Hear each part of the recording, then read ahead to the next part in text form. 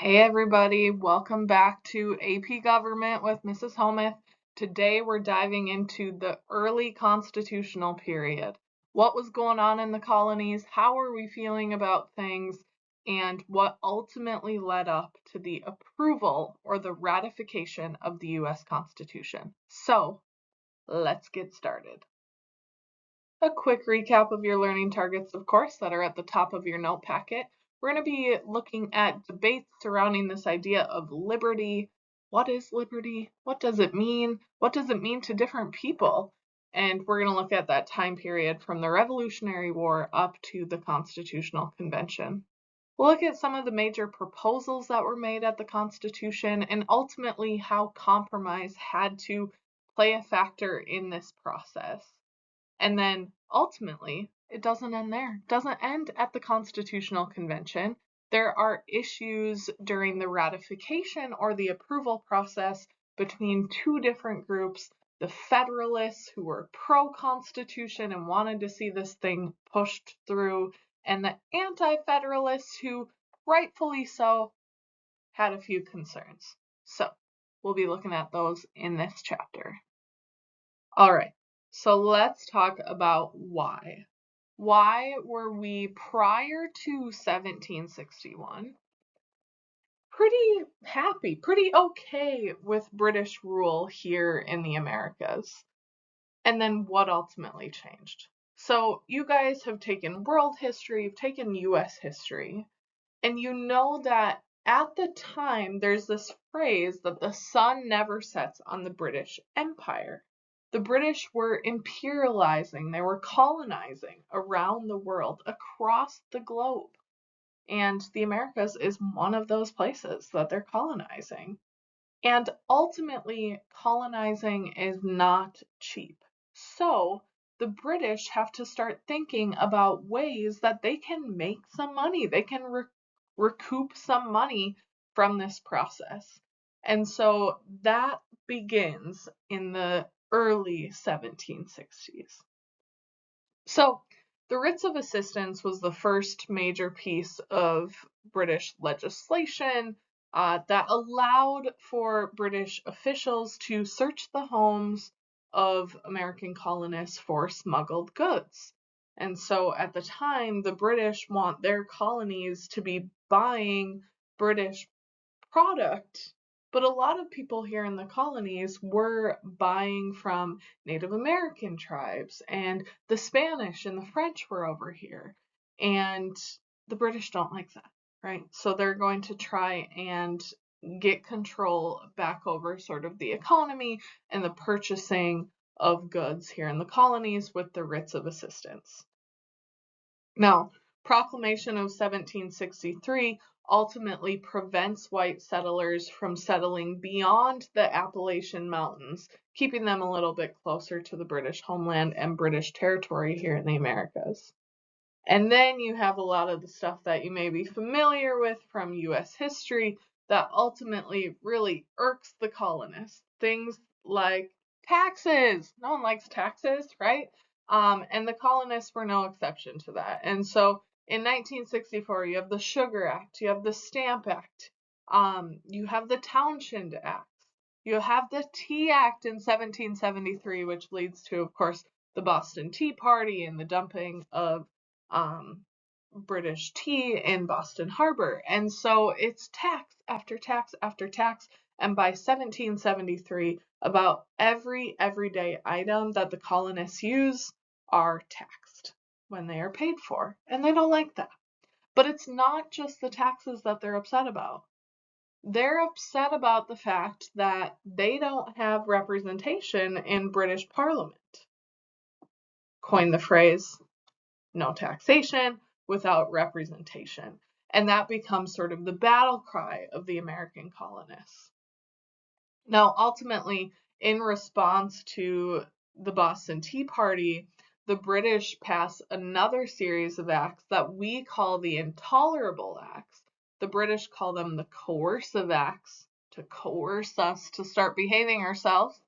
And so Ultimately, the Intolerable Acts are put into place to prevent future town meetings, to kind of bust up the organizing of people that was happening in the colonies that opposed British rule. And so it allowed for less privacy, more oversight, those sorts of things. The colonists really don't like that, and that's one of their final straws.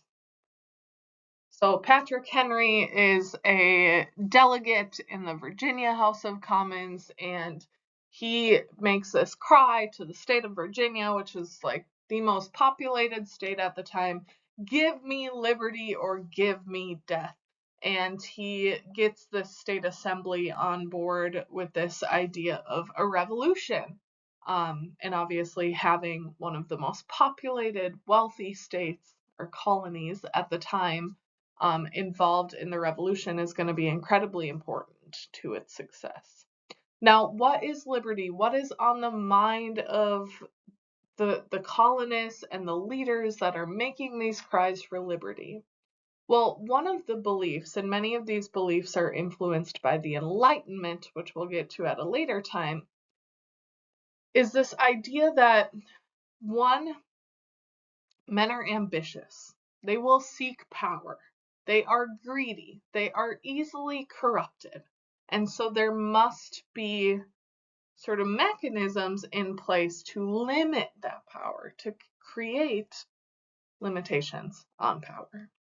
The other thing that they believe in is John Locke's idea of natural rights, that there are certain inalienable rights, life, liberty, property as John Locke defines it. We'll talk a little bit about Thomas Jefferson's perspective on that in a bit. And inalienable rights are rights that no government has the authority to take away from us. We're born with them. They're given to us by a divine power. And so really the real revolution is sort of changing the frame of mind for people across the colonies about what the role of government ought to be. And one of those major roles is going to be protecting liberty. Now in class, we would stop here and we would talk a little bit about one of our first foundational documents, the Declaration of Independence, which is written by Thomas Jefferson in the summer, June of 1776. It's brought back, approved, signed, Independence Day, July 4th, 1776. And the Declaration of Independence is sort of our breakup letter with the king. It includes all of the required elements of a breakup letter. A quick introduction, which we call a preamble, noting our intentions, what we're going to talk about in the paragraphs ahead. And then Thomas Jefferson talks about his theories on government, and he relies heavily here on Enlightenment thinkers, particularly John Locke, because he talks about inalienable rights to life, liberty, the pursuit of happiness, as he defines it here. He talks about social contract and how the role of government is to protect inalienable rights, and that we should come together and we should form these governments in mutual agreement with each other to protect these rights. That's the social contract. So if this was a breakup letter, this is where we talk about all of the things a good relationship should be. This is what a good relationship should look like. That's what Thomas Jefferson does here. And then in the red, you can see the bulk of the Declaration of Independence is grievances against the king. So if this were a breakup letter, these are specifically all of the things that the king has done that we say are wrong, right? These should not be happening. And so all those grievances are listed out. And then ultimately at the end, we sum it up with a Declaration of Independence. We are going to absolve all relations with the British Crown. Now, the British Crown sees this as a declaration of war, that these colonies are ready to fight with us. But that, in a nutshell, is America's greatest breakup letter. So fast forward here. The Revolutionary War has happened. It's been going on. It's still kind of going on when we start drafting our first form of government, which is the Articles of Confederation. And the Articles of Confederation are kind of like the pre-Constitution. So as the war is going on, we're thinking when we get to the end of this, if we win this thing, if we win our independence, then what are we going to do? What's our government going to look like? And much like a teenager leaving their parents' house, we do the complete opposite of what our parent, the king, was doing. So the king was a strong, unitary system with a lot of centralized power within his leadership. And then we go the exact opposite. And we create a league of friendship amongst the states, where the states maintain their sovereignty. And it creates a really weak central government. And you can see some of those weaknesses on the waves in this political cartoon.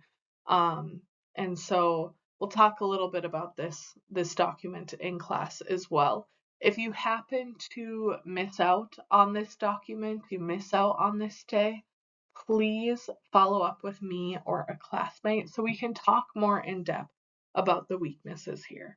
Now, the Articles of Confederation ultimately lead to some major monetary crises within the early republic. And so ultimately, we need to switch our way of doing things, and the Articles of Confederation last us less than 10 years before we're calling for a reassembly of delegates to discuss our future. Now, why did the Articles of Confederation come to a close? There was a fear of anarchy in the early states. They were afraid that we would fall into sort of the mob mentality that happens, the violence that happens when you don't have enough structure in government. And one particular example of this that you may remember from US history is Shays' Rebellion. Shays' Rebellion is really the event, the culmination of a lot of other events and things that were going on at the time that led some of our founders to say, this is a real pressing issue that we need to do something about. And so Shays' Rebellion happens in 1787 in Massachusetts. And Massachusetts was experiencing a monetary debt crisis, and they weren't the only state in this situation. But really, this debt crisis led a bunch of Massachusetts farmers to storm on the state capitol, and there's fire and violence and all of the things. And really, it exposes the weaknesses specifically of the monetary system under the Articles of Confederation and leads to a call amongst leaders of this new nation to come together and make some changes to the Articles of Confederation. And so ultimately, Shays' Rebellion was put down by an assembled militia of citizens. The rebels were eventually pardoned, but it creates this need to do something about the issue. And so they decide we're going to come together. We're going to talk about some of the changes we could make to the Articles of Confederation. And many of the people that choose to come to Philadelphia and do this are people with a lot of experience writing state constitutions, because the states all have their own constitutions. And so they're bringing a lot of ideas to the table about how to resolve this issue. All right, so we come together in Philadelphia. It's 1787, and Shays' Rebellion has happened, and we got to figure this out, right? So we come intending to revise this document, the Articles of Confederation. But one of the challenges of the Articles of Confederation is that you actually need 13 out of 13 states on board to make any changes to the document. Well, problem number one, we don't even have 13 states in attendance. Rhode Island has decided not to show. Of the 55 delegates present, none of them are from the state of Rhode Island. Rhode Island was a proprietary colony. The king did not have a ton of oversight over Rhode Island when it was a colony, and so life for them doesn't change that much pre and post independence.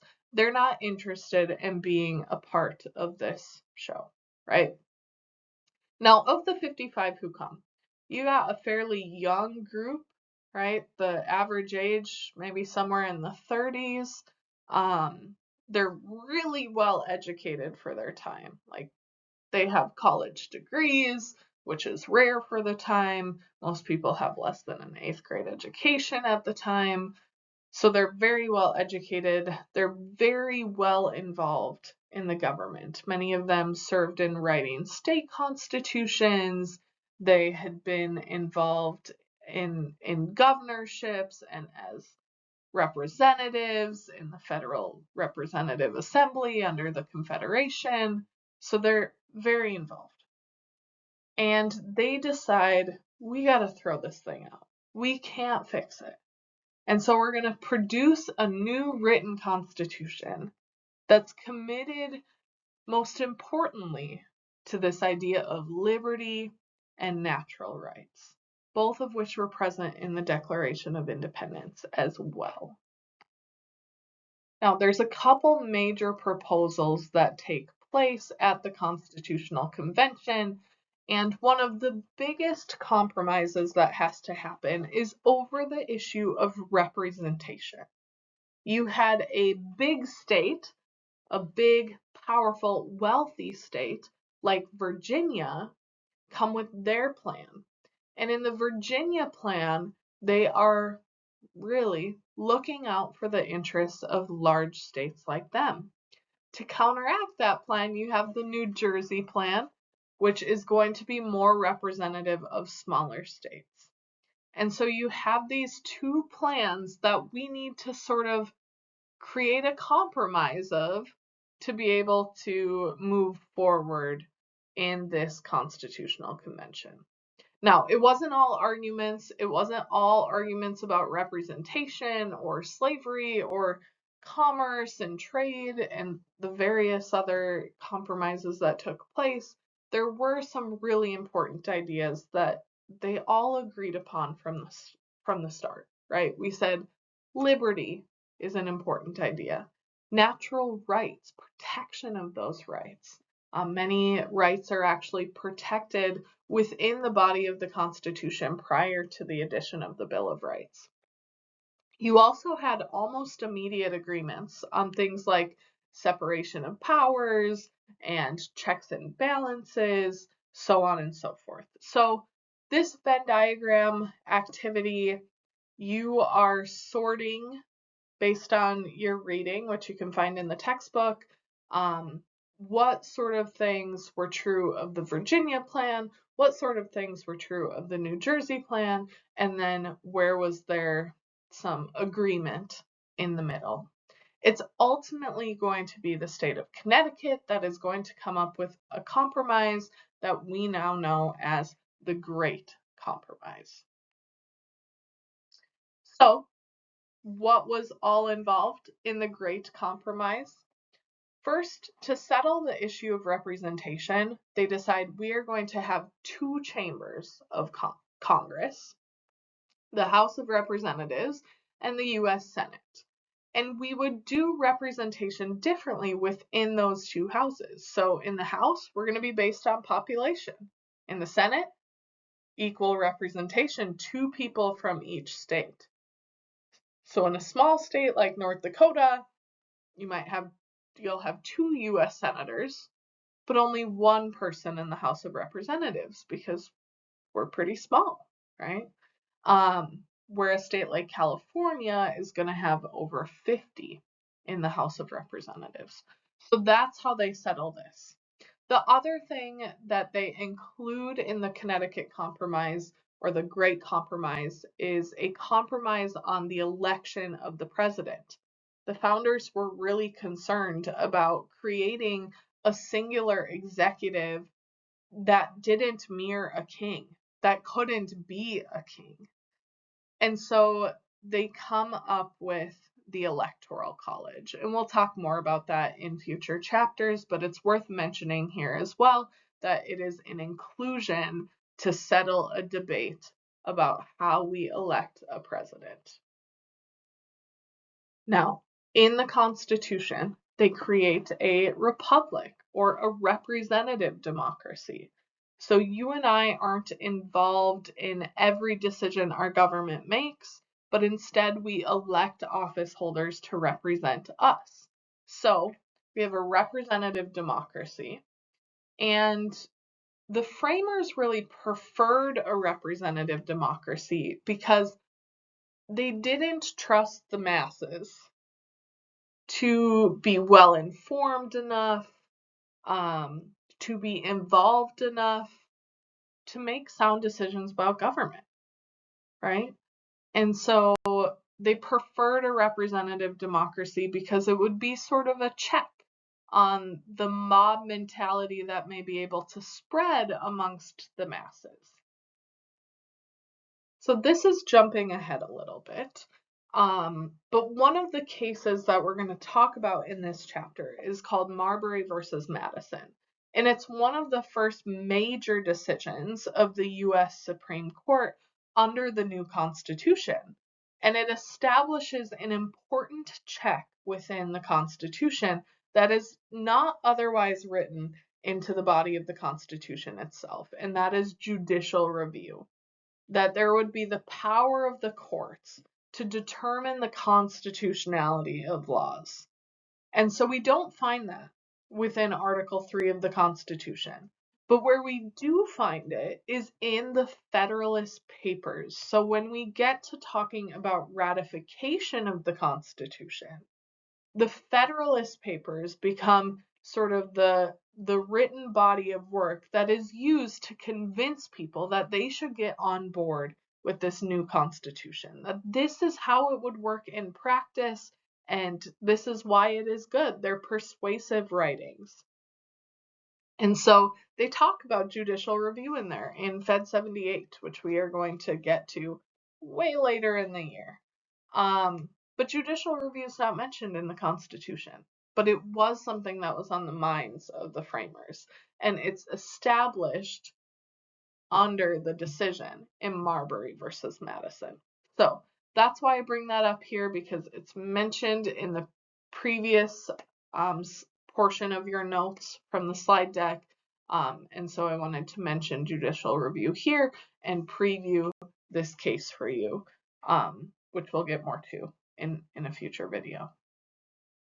Now, what are some other key principles of the Constitution outside of being a republic, having checks and balances? We also have separation of powers. So if we're going to have a big, strong federal government, then we need to divide up the power versus concentrate it like it was concentrated under the king. And so you divide up the power between executive, legislative, and judicial. Each of those branches would have what we would call enumerated powers or expressed powers. These are powers that are specifically listed within the Constitution itself. Like the legislative branch can grant patents and copyrights, or they can declare war, while the president will be the commander-in-chief of the military, that they can negotiate treaties, right? These are all expressed powers or enumerated powers, and they're found in Articles 1, 2, and 3 of the US Constitution. Within Article 1, you also find something called reserved powers. And reserved powers are those powers that are explicitly left for state governments under the new Constitution. And then you have concurrent powers. And concurrent powers are shared powers.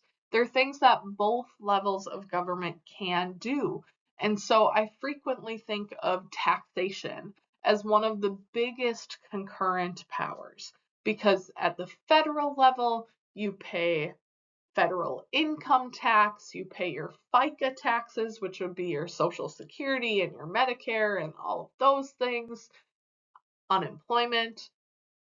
But at the state level, you pay, and at the local level, you pay sales tax and you pay property tax and you pay excise taxes. Those are like sin taxes. So additional taxes on cigarettes, alcohol, so on and so forth. So there's taxation happening at both levels of government. That is a prime example of a concurrent power. One of the other key principles is something called federalism. And federalism is about the power structure between state governments and federal governments. And so before I show you what federalism looks like, I want to give you a quick preview of what the other options are and why we don't go with them. So first here, you have the power structure under the 13 colonies, under British colonial rule. And under British colonial rule, we have what we call a unitary system. It's still the most popular system today. And in a unitary system, you have one government, just a centralized single power. And so in the UK, it's the king at the time and parliament who make up this sort of national level of government. There are no state governments. Instead, in the unitary system, you might have like satellite offices where you have little stations where people can get easier access to government and government services. I think of it as like in Fargo, we have a Social Security office. Well, that's a wing of the federal government, but it's located here for our convenience.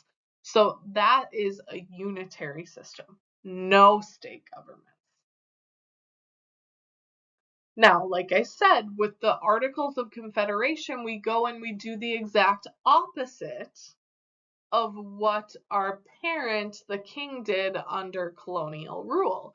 And so we go with a power structure called a confederation or a confederal structure. And in a confederal structure, it's the states, the blue boxes, that maintain their sovereignty.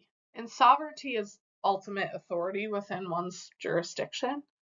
So the states maintain that. No one's over them.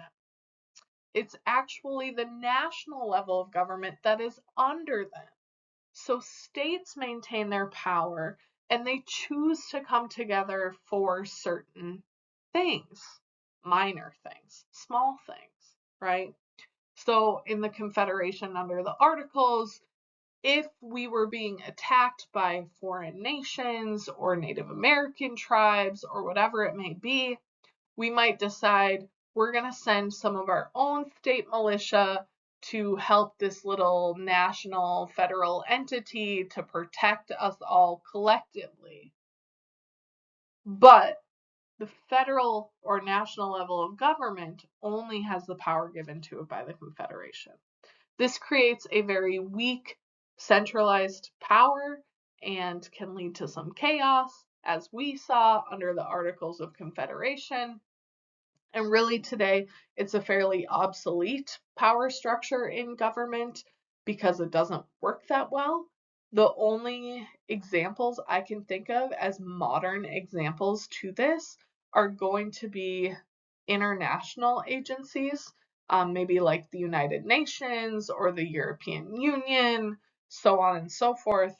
It's the nations that maintain their sovereignty, but they're choosing to be involved in this international group to meet some common goal, right? If you're in the EU, for example, they have goals about the environment and the economy and immigration, for example.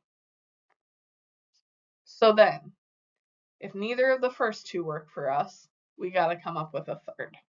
And this is our diagram of the federal system. So in federalism, you equally divide power between the national level of government and the states. And that can create its own messes as well. So it's important to have some of the details ironed out in advance. And so we iron out those details within the Constitution by having enumerated powers for the federal government, by having reserved powers for the states.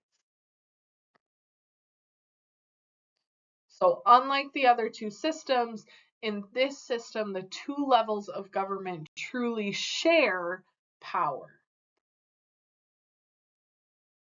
Now, will it always work? No.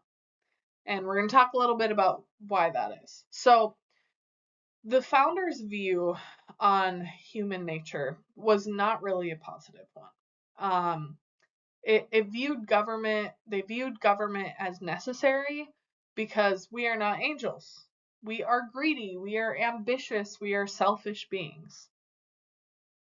Here, James Madison says in Federalist 51, if men were angels, no government would be necessary.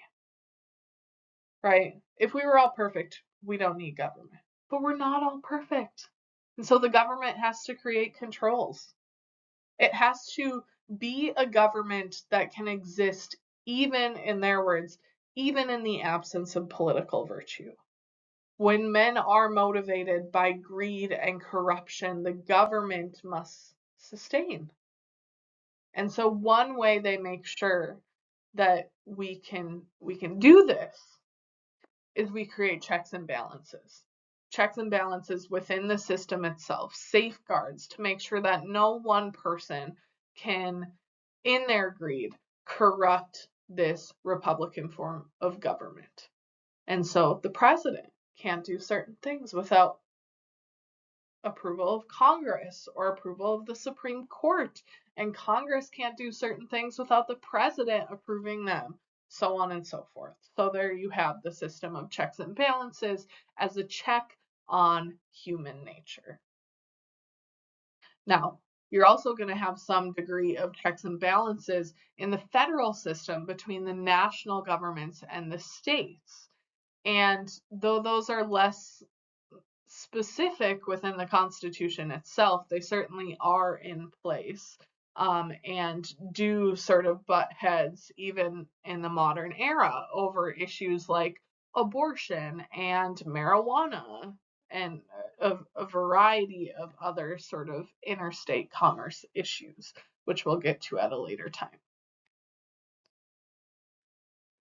Now, those are the big principles, right? You have federalism and republicanism and checks and balances and all of those different things. But the Constitution is not perfect. It doesn't go out to all the states and everyone's gung-ho on this new form of government.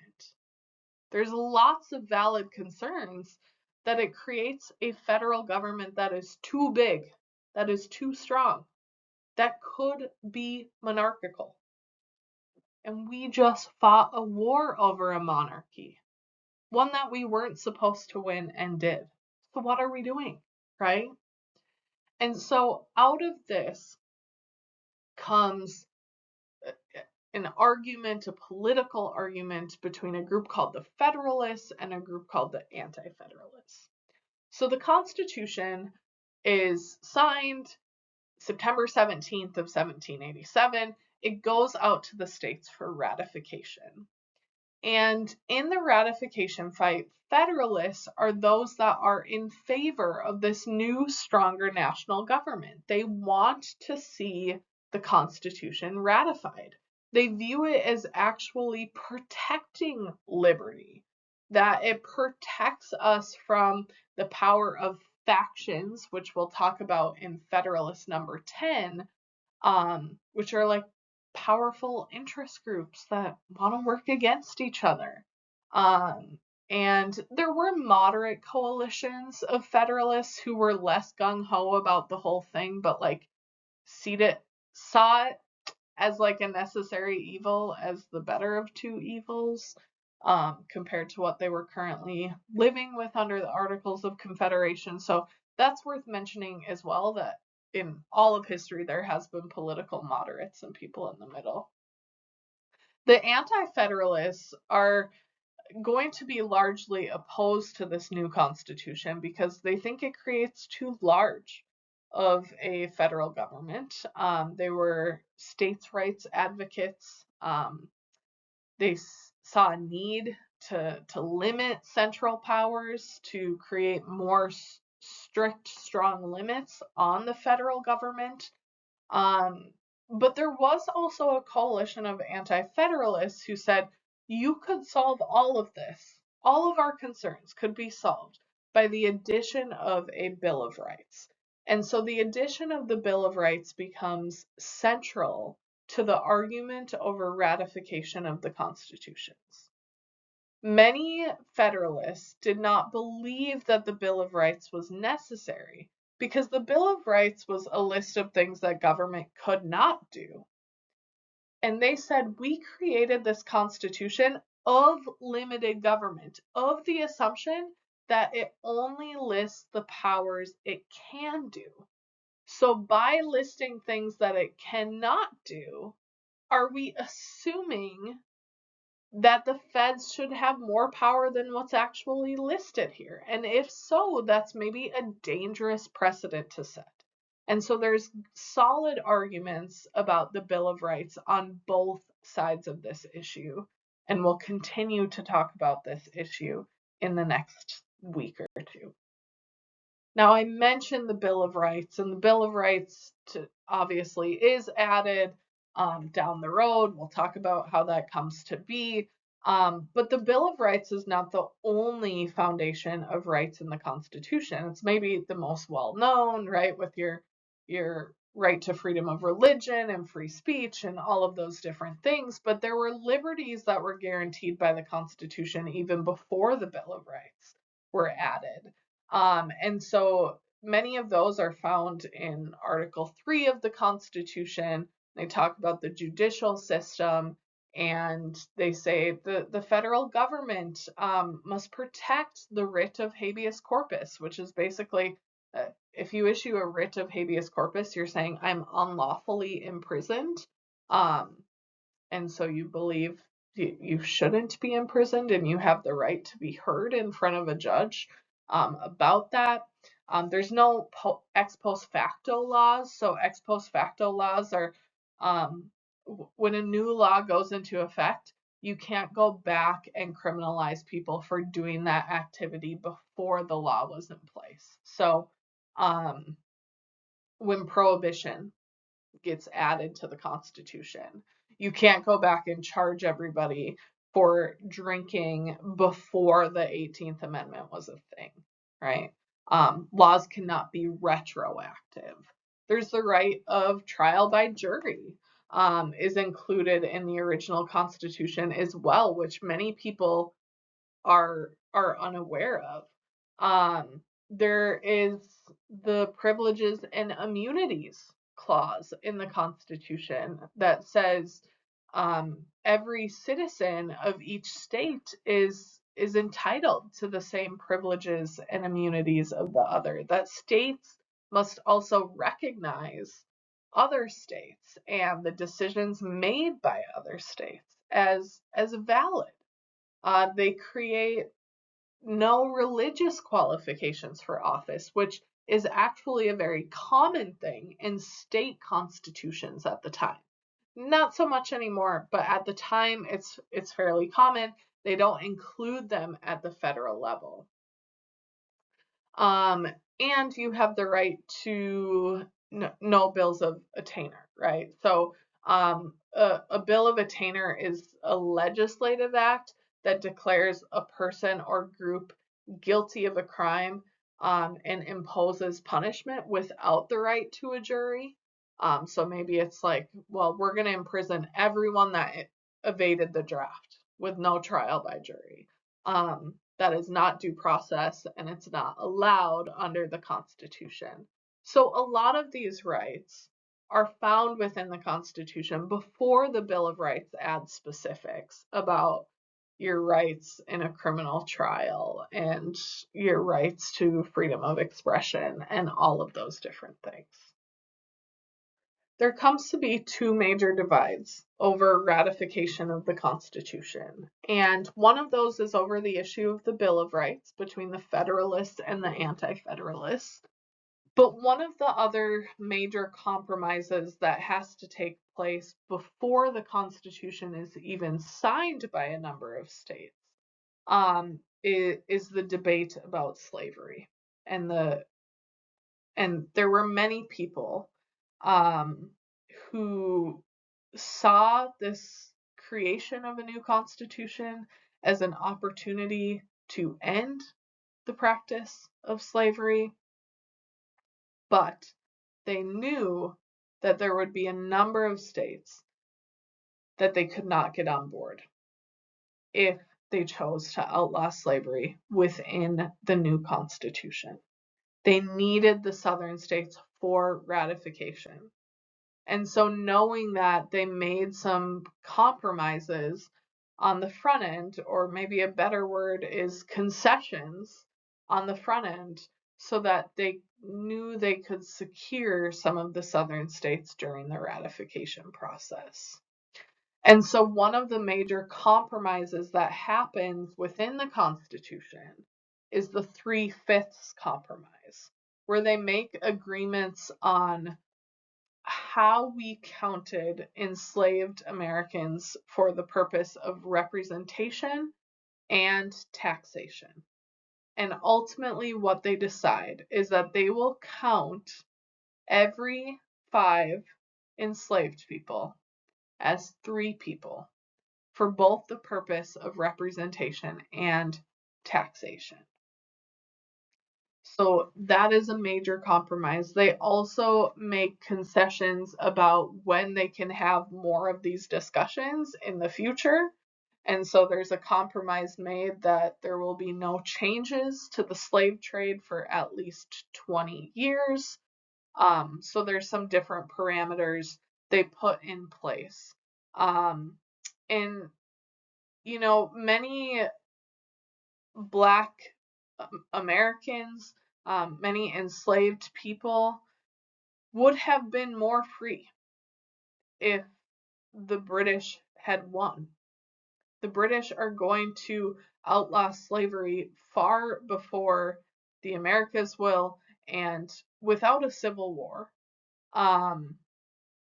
But they couldn't get the southern states on board with ratification without addressing this issue in one way or another. It is, of course, important to point out the irony of creating a government formed on the idea of liberty and all men being created equal, while still upholding the practice of race-based slavery in the United States. Now, you can see here that ratification of the Constitution was a controversial topic. All of the states that are yellow had really close, involved fights over this issue. They ultimately did ratify, but not without a lot of campaigning and compromising and things happening in the process. The states in red are going to be those that are more quick to ratify and are strongly in favor of the Constitution. While you can see holdouts like Rhode Island and North Carolina are a little bit more apprehensive about this new Constitution. And so getting the approval of all of these states, which we need 9 of 13 to actually ratify the Constitution, is going to be a challenge. Now, the Constitution today is many things to many people, and we interpret it differently depending on our viewpoint on issues, which is, many times influenced by the way we grew up and the things that we've experienced and all of those things. But ultimately, the Constitution today sticks as the framework of government in the United States. And we continue to have pretty much daily arguments over it, and whether some of the things going on in today's day and age should be allowable under the Constitution, or whether or not the Constitution doesn't go far enough to protect individuals or certain policies or whatever it may be, right? And so there's two sorts of major views that we have about the Constitution, and we'll get more into this when we talk about judicial philosophy way down the road in chapter 16. But some people view the Constitution as a living document, one that must grow and adapt to new changes and new circumstances over time.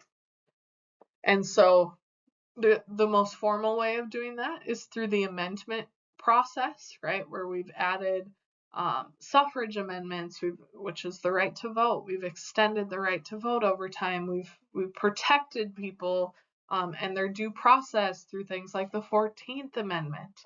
But the living document viewpoint allows for more loose interpretation of the Constitution. So, for example, you have amendments 3 and 4. 3 saying that we can't house soldiers in your home. 4 saying that police officers have to have a warrant before they can search your home or your property. Of the 9th Amendment, which says there's other rights that we didn't list in this thing because maybe we didn't think of them, so on and so forth. And so one of the arguments someone might make if they believe in the Constitution as sort of a living document is that our framers intended for some privacy in our lives, right? Because they said you can't come into my home without a warrant. You can't put soldiers in my home. I have other rights. That all implies a right to privacy. So we don't need a constitutional amendment to say that. We can interpret that right to privacy through court decisions over time. Now, original intentionalists are going to believe that the courts should interpret the Constitution more as the framers intended. It's not strict textualism. It's not taking the words of the Constitution word for word, but it's relying on the Constitution plus the writings of the time. So, like the Federalist Papers, we talk about judicial review in Fed 78. So they would take both of those elements, right, in their consideration of the Constitution. And so there you see restrictions on privacy rights as one example, because privacy is not mentioned word for word anywhere in the Constitution. All right, guys, that is a wrap on chapter 2. Have a great rest of your day.